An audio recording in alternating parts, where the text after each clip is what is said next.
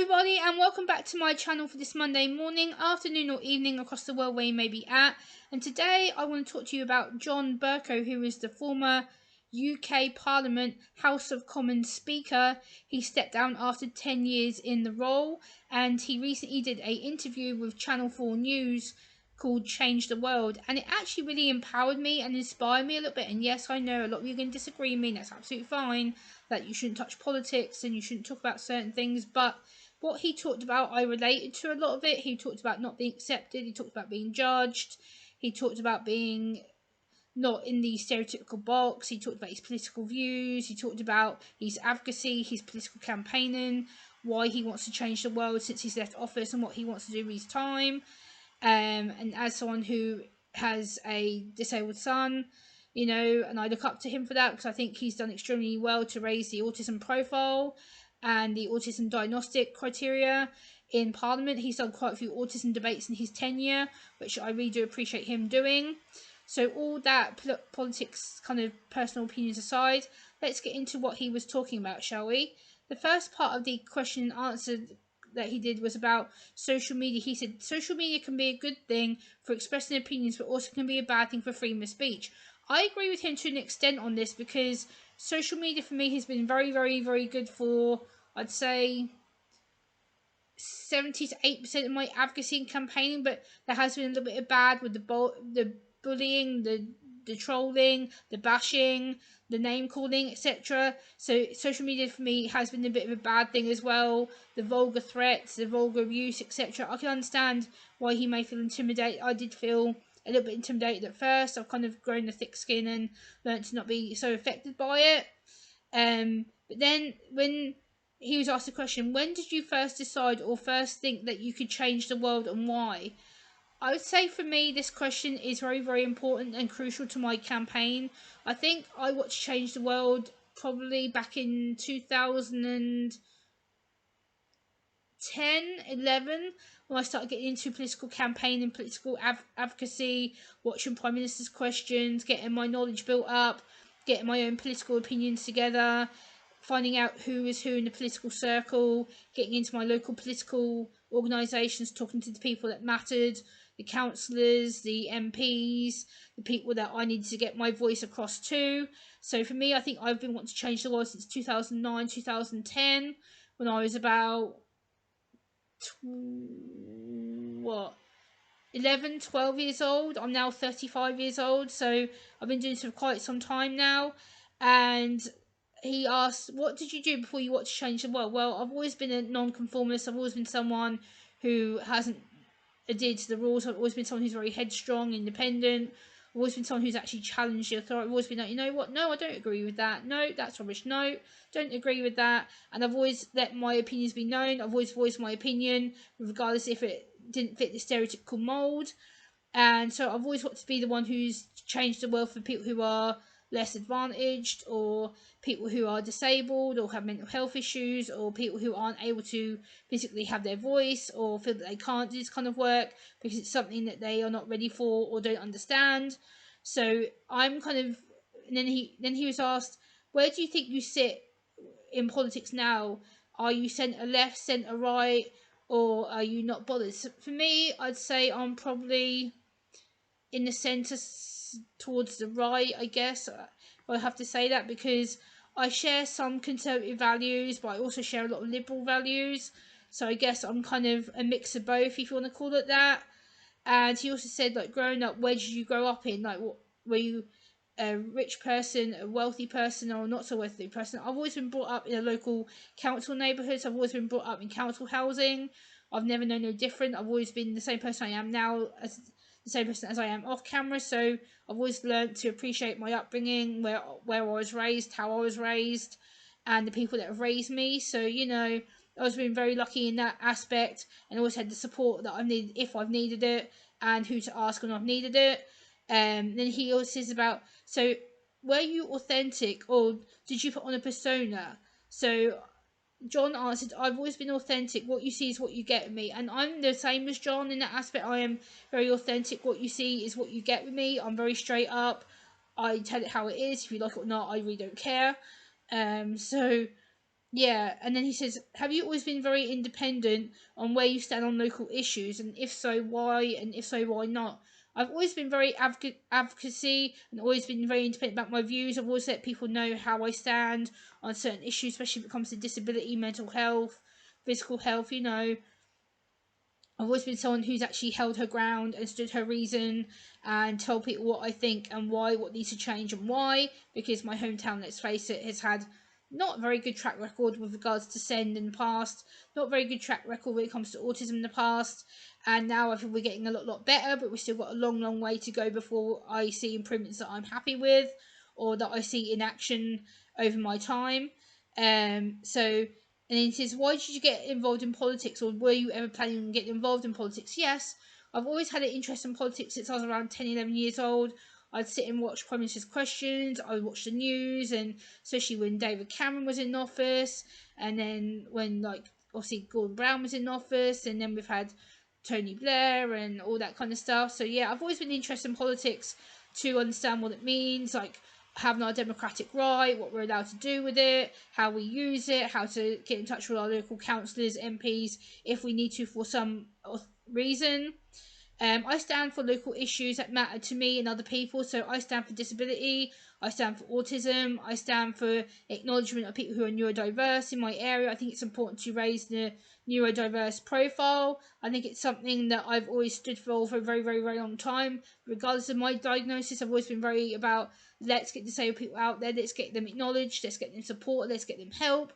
I've always been a big advocate for my local area. I've always been very passionate about where I live and the people and why things need to change in the time frame they do. Political activism for me has become my passion, it's become my life, it's become something that I use my YouTube channel for because I'm very active in the local disability ring. I'm very aware of my local political advocates.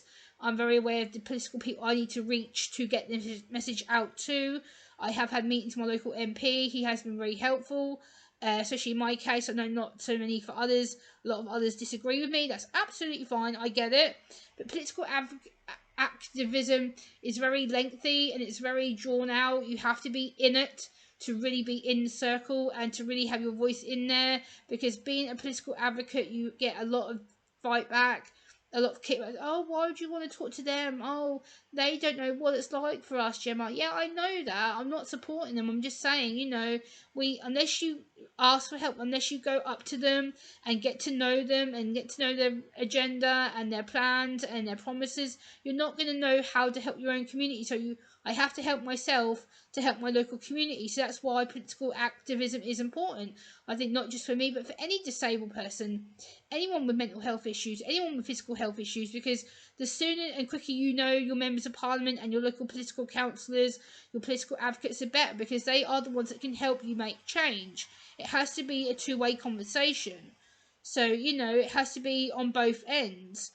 Raising the profile has always been a very interest for me. I've always been a political advocate. I've always been very passionate about disability and getting my hometown respected and standing up for the underdog. I've always been someone who's wanted to fight the good cause and get things changed, like campaigning for the NHS, campaigning for better mental health services, campaigning for better disabled access to BBC broadcast services, making my voice in on the BBC local radio station. I've had a lot of support from John Wright, Wayne Baven, Mark Murphy, who run BBC Suffolk previously. I've had a lot of love and support from them and a lot of enlightenment, a lot of, people who've support me, people like my best friend as well. She's been a big advocate of mine and a big supporter. She's done a lot for me behind the scenes that people don't realise. So again, she has been one of my leading support as well. And then I've always been a big advocate to raise the right support, because again, disabled people and neurodiverse people do often not have the right supports in place. They don't have the right people. And then he's also talked about snobbery. Snobbery, I've not really experienced. I've experienced a little bit of it online, more online and offline persona, because I've experienced, oh, Gemma, you think you know better than anyone else. You're such a snob. Like, oh, you think you're posh, Gemma. No, I don't. I'm from a council estate background. Like, I'm not posh. Just because I may dress posh or come across hot and posh doesn't mean I am. Yes, I wear a good shirt or a blazer. I like to look good. I like to look presentable. So, it's just me looking good for the camera, looking good for my audience, and looking good for myself. So, also, people are a bit snobbish when it comes to the autism attitude, because they think, oh, you're just one of these other people who want to preach at me and bash me and tell me how uneducated I am. No, I don't. I want you to get an education for yourself and research this stuff, because, again, autism is such a wide and varied spectrum that everyone on the spectrum is different. It comes from a different background and having a different understanding.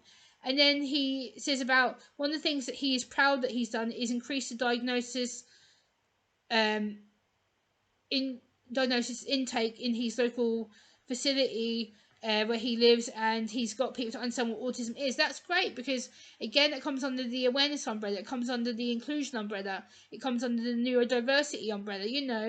Disability SEND, autism SEND means special educational needs and disabilities, for those of you that don't know.